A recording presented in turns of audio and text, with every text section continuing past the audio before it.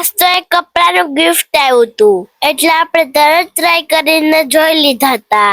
મન તો બહુ જ ગમ્યા હતા હો. તમને આ કપડા કેવા લાગે કમેન્ટ કરીને કહેજો. પછી આપણે કપડા બદલાવીને સાંજ માટે કંઈક શાક બનાવવાનું હતું એટલે આપણે કથરોટમાં એક લઈ લીધું પતકારું. આજ તો આપણે પતકારાનું શાક બનાવવાનું હે.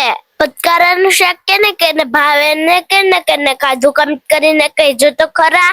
આ જોઈ લો આપણું પતકારો. હવે આને આપણે મોરવાનું છે હો. અને મોરવા હાટુ તો દાંતેડું લેવું પડ્યું આજ તો. આ પતકારું તો બહુ જ કઠણ હતો, મોરાતું પણ નતું આપણાથી. દાંતેડું લીધું તોય મોરાતું નથી હો.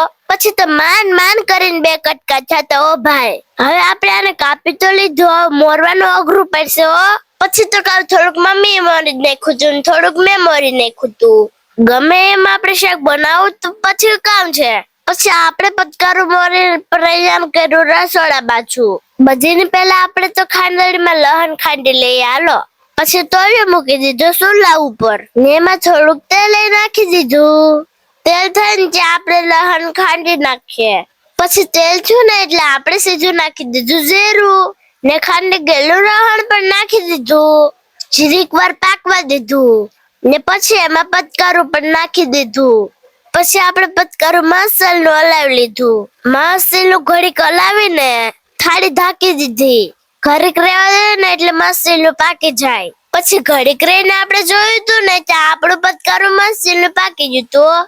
થોડુંક પીરું મસાલું થઈ ગયું હતું. પછી આપણે એમાં નાખી દીધું થોડુંક મીઠું, થોડીક હળદર પણ નાખી દીધી. પછી થોડીક વાર હલાવીને પછી આપણે નાખી દીધી ચટણી. ચટણી તો નાખવી જ પડે, તમને ખબર જ છે. અમારે આ બાજુ તીખું ખાવા વાળા બહુ હોય ઓ ભાઈ.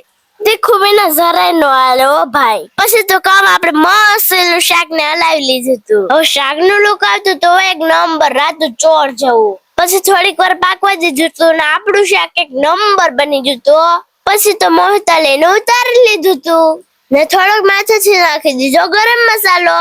તો હવે તમે કમેન્ટ કરીને કહી દો શાકનું લુક તમને કેવું લાગ્યું. તો અમારા વિડીયો તમને પસંદ આવતા હોય તો વિડીયોને લાઈક કરી દેજો અને 2-3 જણાને શેર કરીને ચેનલને સબસ્ક્રાઇબ કરી દેજો. Bye bye, take tech.